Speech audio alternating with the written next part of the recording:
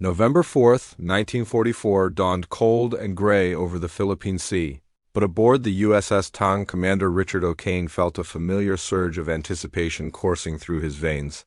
The submarine had already earned its fearsome reputation as a destroyer killer throughout the Pacific theater, but what would unfold over the next 4 days would cement its place in naval warfare history and send shockwaves through the Imperial Japanese Navy command structure. O'Kane stood in the conning tower, his weathered hands gripping the periscope handles as Tang prowled beneath the surface like a predatory shark. The submarine had departed from Pearl Harbor weeks earlier with a singular mission: disrupt Japanese supply lines in the Formosa Strait, a vital shipping corridor that connected the Japanese home islands to their resource-rich southern territories. The stakes could not have been higher. Japan's war machine desperately needed oil, rubber, and raw materials from Southeast Asia, and the Tang represented one of America's most potent weapons in strangling that lifeline. The submarine itself was a marvel of American engineering and industrial might, measuring over 300 feet in length and displacing more than 1,500 tons when submerged. The Tang belonged to the Balao-class submarines that represented the cutting edge of underwater warfare technology. Her diesel-electric propulsion system allowed for extended patrols, while her arsenal of 24 Mark 14 torpedoes gave her devastating striking power. But technology alone did not make the Tang legendary. It was the crew's exceptional training and O'Kane's tactical brilliance that transformed the vessel into what Japanese sailors would come to fear as a ghost ship. Commander O'Kane had already proven himself as one of the most aggressive and successful submarine commanders in the United States Navy. His philosophy was simple yet terrifying for his enemies: close the distance, strike hard, and vanish before counterattacks could materialize. Unlike some commanders who preferred to launch torpedoes from maximum range, O'Kane regularly brought his submarine to within 1,000 yards of enemy vessels, sometimes even closer. This dangerous tactic increased hit probability but left little margin for error. According to naval historians and accounts preserved in the Naval History and Heritage Command Archives, O'Kane had developed his aggressive tactics during his time as executive officer under the legendary Dudley Mush Morton aboard the USS Wahoo. Morton's bold approach to submarine warfare had revolutionized American tactics in the Pacific, and O'Kane had absorbed every lesson, refining them into his own lethal methodology. As the Tang patrolled the Formosa Strait approaches on that November morning, lookouts spotted smoke on the horizon. O'Kane ordered the submarine to periscope depth, and what he saw through the lens made his pulse quicken. A Japanese convoy, heavily laden with cargo and escorted by warships, was steaming directly into his patrol zone. The commander quickly calculated ranges, speeds, and approach angles. The convoy represented a target-rich environment, exactly the kind of opportunity that aggressive submarine commanders dreamed about. O'Kane knew the next several hours would test every skill his crew possessed, and he intended to make the Japanese Navy pay dearly for venturing into his hunting grounds. The afternoon of November 4th transformed the Philippine Sea into a battlefield, where silence meant survival and sound meant death. Commander O'Kane maneuvered the Tang into an optimal attack position, balancing the need for stealth with the requirement to intercept the convoy before it passed beyond his operational zone. The Japanese formation consisted of multiple cargo vessels surrounded by escort destroyers, their propellers churning the water as they maintained their protective screen around the precious merchantman. Inside the Tang, the atmosphere grew heavy with tension. Torpedomen stood ready at their stations, their hands resting on firing mechanisms that would soon unleash devastation. The submarine's fire control team worked frantically, calculating torpedo spread angles and depth settings. O'Kane had trained his crew relentlessly for moments exactly like this, drilling them until their responses became instinctive. Every man aboard understood that their survival depended on executing their duties with precision, while the commander made split-second tactical decisions. O'Kane waited patiently, allowing the convoy to draw nearer. Through his periscope, he could now distinguish individual vessels, cargo ships riding low in the water, indicating they were heavily loaded with war materials desperately needed by Japanese forces throughout the Pacific. The sight reinforced his determination. Every ship he sank represented weapons that would never reach Japanese soldiers, aircraft that would never fly, and fuel that would never power enemy warships. At precisely 1400 hours, O'Kane gave the order that would initiate the Tang's remarkable 4-day rampage. Fire 1, Fire 2, Fire 3.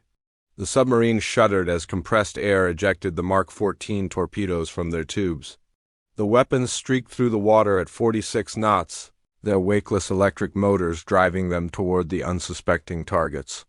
O'Kane kept his eye pressed to the periscope, counting down the seconds until impact. The first torpedo struck a large cargo vessel amidships, the explosion tearing through the hull below the waterline. A massive geyser of seawater and debris erupted skyward as the ship's structural integrity collapsed. Within minutes, the vessel began listing heavily to port. The second torpedo found its mark on another merchantman, this one carrying what appeared to be military vehicles on its deck. The detonation ignited secondary explosions as fuel tanks ruptured and ammunition cooked off, transforming the ship into a floating inferno. Chaos erupted throughout the convoy. Escort destroyers immediately began executing anti-submarine protocols, their crews rushing to battle stations. Depth charges splashed into the water as Japanese commanders tried desperately to locate and destroy the unseen attacker, but O'Kane had anticipated this response. Even as the first torpedoes were still traveling toward their targets, he had ordered the Tang to dive deep and execute evasive maneuvers. The submarine descended rapidly, passing through thermocline's temperature layers in the ocean that could deflect sonar signals and help mask the Tang's position. The crew rigged for silent running, shutting down all non-essential equipment and moving with exaggerated care to avoid creating any sound that might give away their location. Men stood motionless at their stations, barely breathing as depth charges exploded around them. Each detonation sent shockwaves through the hull, causing light bulbs to shatter and cork insulation to rain down from overhead pipes. O'Kane remained calm, his experience telling him that the depth charges were exploding too far away to cause serious damage. The Japanese escorts were dropping their weapons in a search pattern, hoping to get lucky rather than prosecuting an actual sonar contact. As darkness fell on November 4th, the Tang surfaced several miles from the convoy's last known position. Commander O'Kane ordered the diesel engines brought online to recharge the submarine's batteries and replenish the air supply throughout the vessel. The crew breathed easier now, though they remained at battle stations. Every man knew this was merely a temporary reprieve. O'Kane had no intention of breaking contact with the convoy. The commander climbed to the bridge, scanning the horizon with binoculars as the submarine's diesel engines rumbled beneath his feet. The night sky revealed countless stars, their light reflecting off the gentle swells. In the distance, he could see the faint glow of fires still burning on the stricken Japanese vessels. 2 confirmed kills in a single attack represented an excellent start, but O'Kane's aggressive nature demanded more. He knew other ships from the convoy remained afloat, and he intended to hunt them down. Throughout the night, the Tang pursued the scattered convoy remnants. Japanese commanders had ordered the remaining vessels to disperse and make maximum speed for safer waters, but this defensive tactic actually made O'Kane's job easier. Concentrated convoys with multiple escorts presented formidable defensive capabilities, but scattered individual ships became vulnerable prey for a determined submarine commander. As dawn broke on November 5th, lookouts spotted another target, a medium-sized cargo vessel attempting to reach the relative safety of coastal waters where shallow depths would prevent submarine attacks. O'Kane ordered the Tang to intercept, pushing the submarine's diesel engines to maximum output. The race was on, and the commander calculated that he had perhaps 2 hours before the Japanese ship would enter, waters too shallow for the Tang to operate safely. The pursuit showcased the Tang's superior speed and endurance. The submarine gradually closed the distance, staying on the surface to maintain maximum velocity. When the range decreased to approximately 3,000 yards, O'Kane ordered a crash dive. The submarine's bow tilted downward sharply as negative buoyancy flooded the ballast tanks. Within 60 seconds, the Tang had vanished beneath the waves, approaching its target from below like a creature from the depths. This attack demonstrated O'Kane's tactical flexibility. Rather than executing a traditional broadside torpedo spread, He maneuvered the Tang into a position directly astern of the cargo vessel. This stern chase position required precise speed matching and distance estimation, but it offered a significant advantage. The target's propellers created acoustic noise that masked the submarine's approach, and the ship presented its entire length as a target profile. At 0900 hours, O'Kane fired a single torpedo. The economy of using only one weapon reflected his confidence in the shot geometry and his awareness that the Tang would need every remaining torpedo for future engagements. The Mark 14 ran true, striking the cargo ship's stern and destroying its rudder and propulsion system. The vessel wallowed helplessly, dead in the water. O'Kane circled at periscope depth, observing as the crew abandoned ship. Only after confirming the merchantman was doomed did he order the Tang to depart, hunting for additional targets. Historical records maintained by the Submarine Force Library and Museum document that O'Kane's third kill of the patrol occurred later that same afternoon. The evening of November 5th presented Commander O'Kane with his most challenging tactical situation yet. Intelligence reports intercepted by the Tang's radio operators indicated that a high-value target, Japanese tanker escorted by 2 destroyers, would be transiting through the strait after sunset. Tankers represented priority targets for American submarines because they carried the petroleum products that fueled Japan's military operations. Without oil, Japanese aircraft could not fly, warships could not sail, and armored divisions could not maneuver. O'Kane understood the risks inherent in attacking a heavily escorted tanker. Japanese destroyer crews had grown increasingly proficient at anti-submarine warfare as the war progressed. They employed sophisticated search patterns, possessed improved sonar equipment, and carried deadly depth-charge arsenals. Attacking such a formation required either exceptional courage or exceptional recklessness. O'Kane possessed both qualities in abundance, tempered by tactical genius that had kept him alive through numerous combat patrols. The commander positioned the Tang along the tanker's projected course, submerging in relatively shallow water where thermal layers would provide some protection from Japanese sonar. The submarine settled onto the bottom, engines silenced, as the crew waited in darkness. Men whispered to one another, their voices barely audible even in the confined spaces. The waiting was always the hardest part, hours of tension punctuated by moments of violent action. Shortly after 2100 hours, the Tang's sonar operator detected the distinctive acoustic signature of multiple screws approaching. O'Kane ordered the submarine to periscope depth, risking detection to visually confirm the target. Through the lens, he saw exactly what intelligence had promised: a large fleet tanker flanked by 2 destroyers, their searchlights occasionally sweeping the dark water in search of threats. What happened next would become one of the most discussed engagements in submarine warfare history. Rather than attacking from a safe distance, O'Kane made a decision that seemed to border on madness. He ordered the Tang to surface and approach the convoy at high speed on the surface.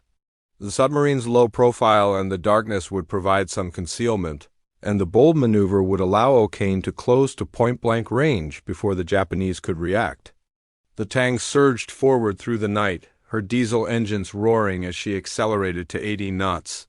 Lookouts on the bridge spotted the Tang simultaneously with the submarine's final approach.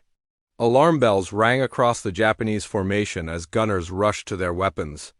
Searchlight beams swept across the water, one beam momentarily illuminating the Tang's conning tower before the submarine altered course. At a range of less than 800 yards, a distance so close that torpedo malfunction became a genuine concern, O'Kane fired a full spread of 4 torpedoes. The weapons crossed the short distance in seconds. 3 found their marks on the tanker, while the 4th struck one of the escorting destroyers. The explosions lit up the night sky as thousands of gallons of petroleum ignited, transforming the tanker into a floating crematorium. The destroyer, struck near its magazine, simply disintegrated in a catastrophic secondary explosion that sent debris raining down across hundreds of yards. The surviving destroyer immediately turned toward the Tang, intent on ramming the submarine. The damaged destroyer charged toward the Tang like an enraged bull, its captain determined to avenge his comrades by crushing the American submarine beneath his ship's bow.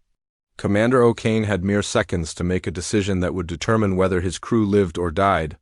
The destroyer's superior surface speed gave it a significant advantage in any surface engagement, and its deck guns were already traversing toward the Tang's exposed conning tower. "Emergency dive, all ahead flank." O'Kane's voice cut through the chaos with practiced calm that belied the mortal danger. The bridge crew scrambled down the hatch as seawater began flooding the ballast tanks. The submarine's bow tilted sharply downward, and the Tang plunged beneath the waves just as the destroyer's forward guns opened fire. Shells splashed into the water where the submarine had been moments before, their detonations sending shockwaves through the hull. The Tang dove deep, her crew silent and motionless as the destroyer passed overhead. The sound of the enemy ship's propellers filled the submarine with a terrifying thrashing noise that seemed to shake the very rivets holding the hull together. Then came the depth charges, methodically spaced explosions that walked a pattern across the Tang's estimated position. Each detonation felt like a massive hammer striking the submarine's hull. Light fixtures shattered, gauge faces cracked, and men grabbed whatever handholds they could find to keep from being thrown against bulkheads. O'Kane ordered a series of radical course changes, zigging and zagging through the water to throw off the destroyer's attack pattern. The submarine descended to test depth, the maximum safe operating depth, before water pressure threatened to crush the hull. At this extreme depth, every creak and groan of stressed metal reminded the crew of the thousands of pounds of pressure per square inch pressing against their fragile steel shell. The Japanese destroyer commander proved persistent and skilled. For over an hour, the enemy warship prosecuted its attack, dropping depth charges and listening for any sound that might betray the Tang's position. O'Kane countered by reducing speed to bare steerage way, minimizing noise while slowly opening the distance from his attacker. The submarine's crew remained at silent running stations, communicating only through hand signals and written notes. Finally, after what seemed an eternity, the sound of the destroyer's propellers began to fade. The Japanese captain, running low on depth charges and concerned about his own vulnerability to submarine attack, broke off the engagement.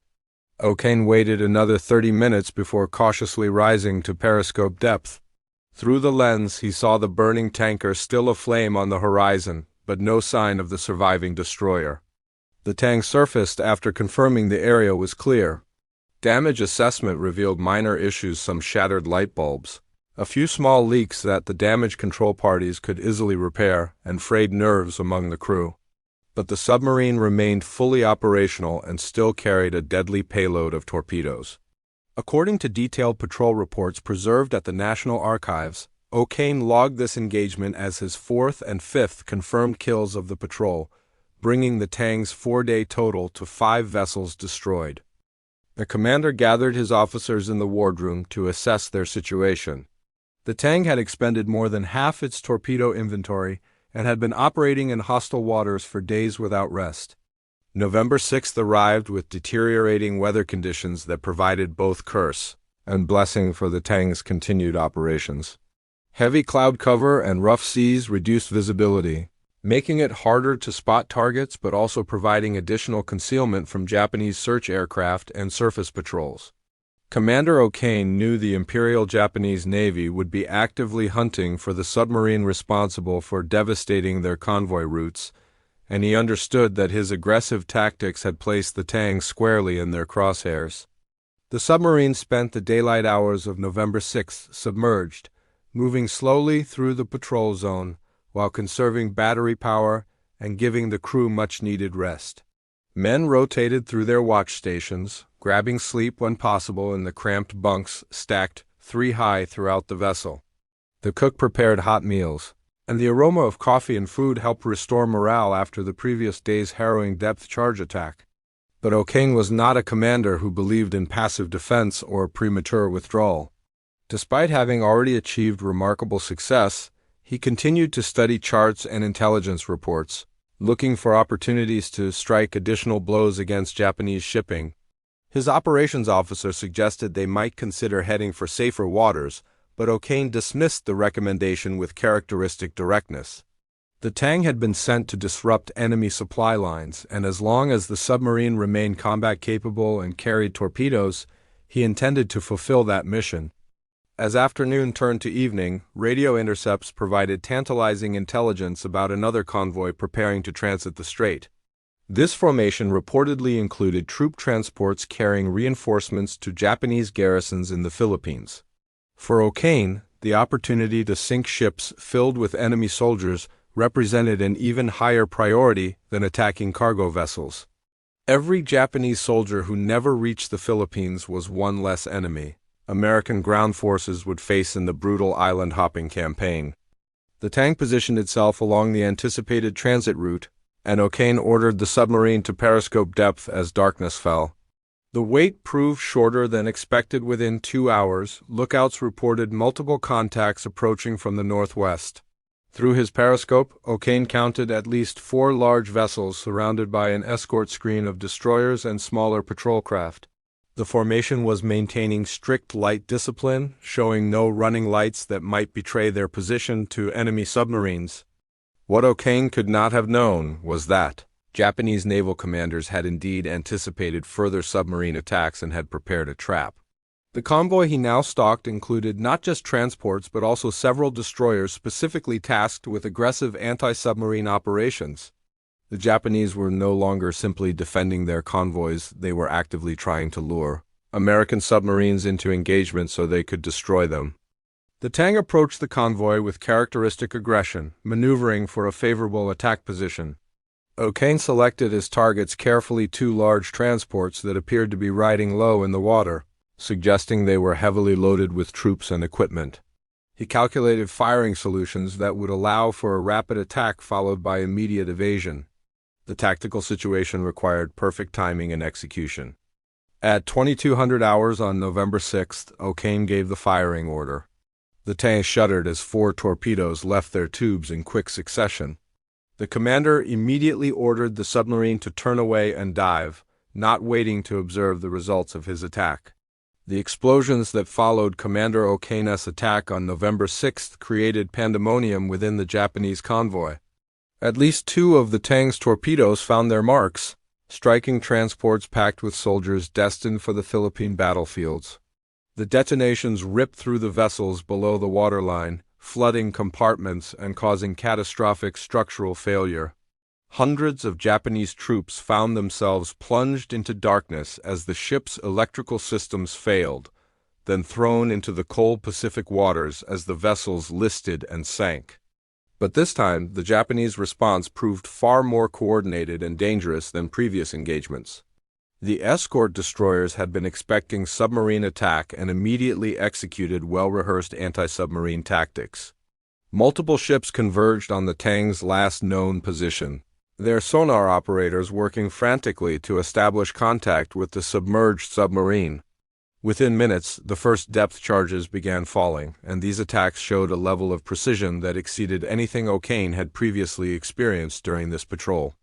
The Tang twisted and turned through the depths, executing every evasive maneuver in O'Kane's considerable playbook. But the Japanese destroyers maintained contact, their sonar pinging relentlessly against the submarine's hull. The depth charge attacks came in waves, each pattern expertly placed to bracket the Tang's position. The explosions grew closer, their concussive force throwing men off their feet and causing equipment to fail throughout the submarine. A particularly close detonation caused a seal to fail on one of the Tang's main ballast tanks, creating a leak that began slowly flooding a compartment. Damage control teams rushed to contain the problem, working in near darkness lit only by emergency lighting. The submarine's chief of the boat, a grizzled veteran of multiple war patrols, directed the repair efforts with calm efficiency even as depth charges continued to rain down around them. For 3 hours, the Tang endured one of the most intense depth charge attacks of the Pacific War. O'Kane later estimated that Japanese destroyers dropped more than 100 depth charges during this engagement. The submarine's hull developed numerous small leaks, electrical systems failed in several compartments, and the crew's nerves stretched to the breaking point. Some men prayed quietly, others stared straight ahead with expressions of grim determination, but none panicked. O'Kane's training and leadership had prepared them for exactly this situation. The commander made a calculated gamble.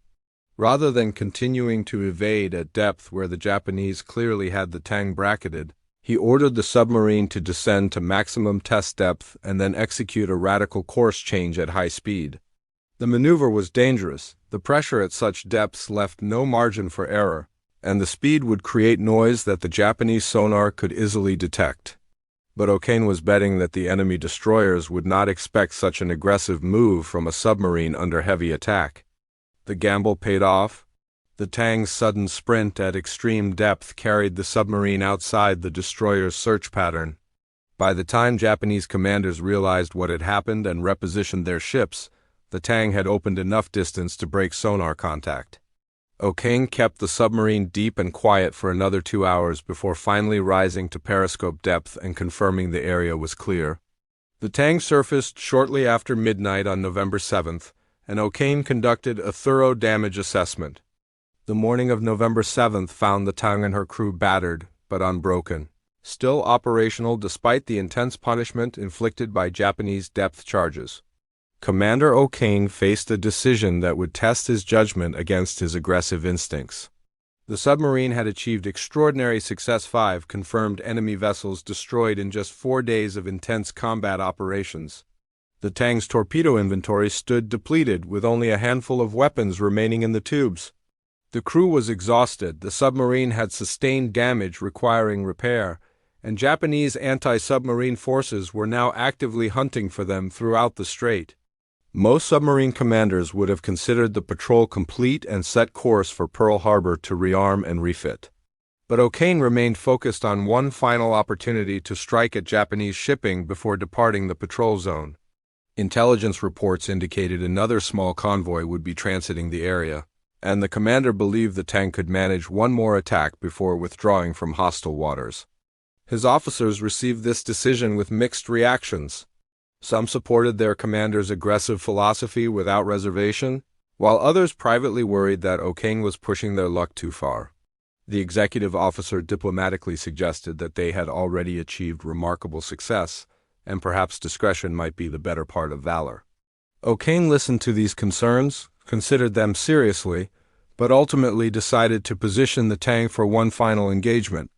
On the evening of November 7th, the submarine intercepted a small convoy consisting of 2 cargo vessels and a single escort destroyer. O'Kane maneuvered into attack position, carefully calculating torpedo spreads with the few remaining weapons in his arsenal. The attack proceeded smoothly. The Tang fired its remaining forward torpedoes at the cargo vessels from a range of 1,200 yards, then turned to bring its stern tubes to bear on the destroyer. 2 torpedoes struck the cargo vessels, sending both to the bottom. But when O'Kane fired at the destroyer, something went catastrophically wrong. One of the stern torpedoes, possibly damaged during the previous day's depth charging or potentially suffering from the mechanical problems that plagued early Mark 14 torpedoes, ran erratic. Instead of tracking toward the destroyer, the weapon curved back toward the Tang itself. The crew had only seconds to react as lookouts spotted the torpedo's phosphorescent wake approaching their own submarine. O'Kane ordered emergency speed and a hard turn, but the Tang could not maneuver quickly enough. The torpedo struck the submarine's stern, exploding with devastating force. The blast killed several crew members instantly and flooded the aft compartments. The Tang began sinking rapidly, giving men barely enough time to escape the dying submarine. Of the 87 crew members aboard the Tang, only 9 survived, including Commander O'Kane. The survivors spent hours in the water before being captured by Japanese forces and spending the remainder of the war as prisoners. Despite the tragic end to the patrol, O'Kane's remarkable 4-day rampage had demonstrated the devastating effectiveness of aggressive submarine warfare. The Tang's final patrol sank more Japanese shipping tonnage than most submarines achieved in their entire service careers. Commander Richard O'Kane survived captivity and after the war received the Medal of Honor for his extraordinary heroism and tactical brilliance. The Tang's story became legendary within the submarine service, studied at the Naval Academy and submarine schools as an example of both the potential and the perils of aggressive undersea warfare. The submarine's 5 confirmed kills in just 4 days of November 1944 shocked Japanese naval commanders and contributed significantly to the strangling of Japan's maritime supply lines, that ultimately helped win the Pacific War.